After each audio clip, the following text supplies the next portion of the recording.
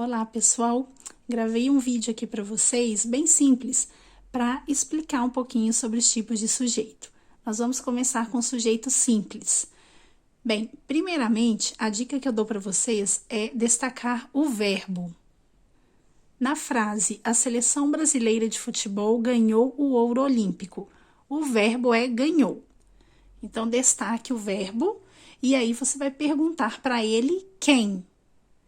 Quem ganhou o ouro olímpico? A resposta vai ser a seleção brasileira de futebol. Então, esse é o sujeito. Esse sujeito tem apenas um núcleo, uma palavra principal, que é seleção. Como é apenas um núcleo, a gente classifica como sujeito simples. Agora observem essa outra frase. A seleção brasileira de futebol e o atleta de canoagem ganharam o ouro olímpico. Nesse caso, o verbo é ganharam. Vamos destacar. E vamos perguntar para o verbo, quem? Quem ganharam o ouro olímpico? A resposta vai ser a seleção brasileira de futebol e o atleta de canoagem. Portanto, todo esse é o sujeito. E observem que nesse caso, nós temos dois núcleos, seleção e atleta. Como nós temos dois núcleos, seleção e atleta, nós classificamos como sujeito composto. Vamos para mais um exemplo. Vejam essa frase, estudei para a prova. Aqui nós temos o verbo estudei. Vamos fazer a mesma pergunta para ele. Quem estudei para a prova? Bem, nós não temos aqui escrito quem estudei, mas, de acordo com a conjugação do verbo, a gente sabe que a resposta só pode ser eu. Eu estudei para a prova. Apesar da palavra eu não estar escrita, a gente sabe que é, não é? Então, nesse caso, a gente classifica como sujeito oculto. Ele não está na frase, não está escrito na frase, mas a gente consegue deduzir. Vejam esse outro exemplo. Vencemos o jogo. O verbo é vencemos. Então, vamos perguntar, quem vencemos o jogo? Não está escrito na frase, porém, a gente sabe que só pode ser nós. Nós vencemos o jogo. Classificamos também como sujeito oculto. Então, pessoal, sempre que o sujeito não estiver escrito na frase, mas a gente for capaz de descobrir quem ele é, através da conjugação do verbo, nós classificamos como oculto. Agora, vamos ver os casos de sujeito indeterminado. Nós vamos ter sujeito indeterminado em duas ocasiões.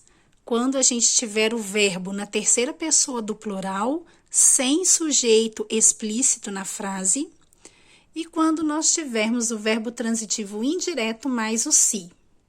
Vamos analisar o primeiro caso. Verbo na terceira pessoa do plural. Olhem só a frase. Chegaram cedo. O verbo aí é chegaram. Vamos fazer a pergunta para ele.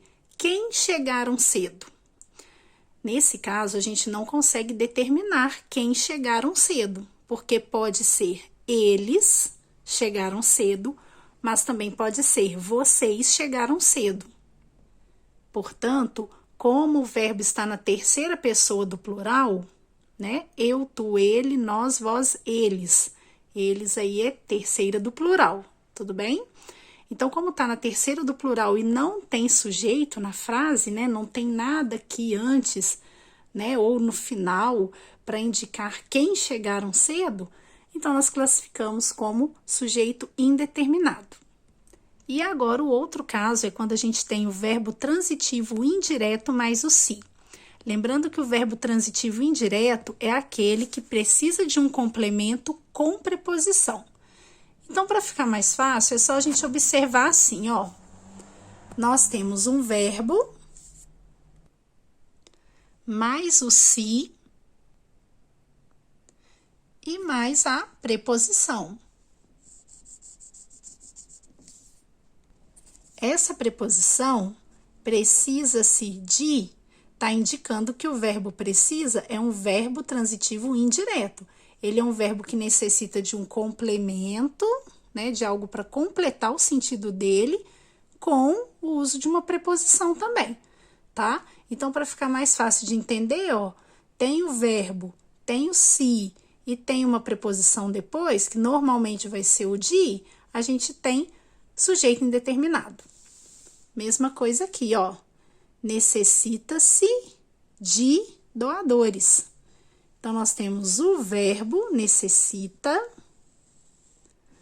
temos o se e temos a preposição de. Então, nesse caso, essa frase tem sujeito indeterminado.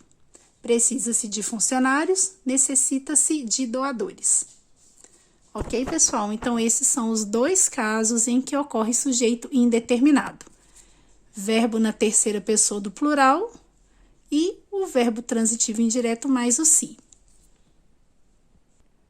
E para finalizar, nós vamos ver os casos em que ocorre oração sem sujeito.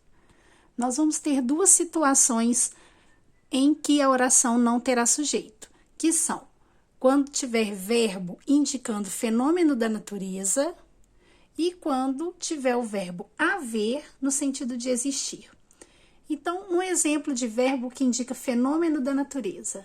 O verbo chover, por exemplo. Na frase choveu forte, não existe sujeito. Poderia ser também trovejou, relampejou muito à noite, nevou no sul. Então, todos esses verbos que indicam fenômenos da natureza vai fazer com que a frase fique sem sujeito, oração sem sujeito.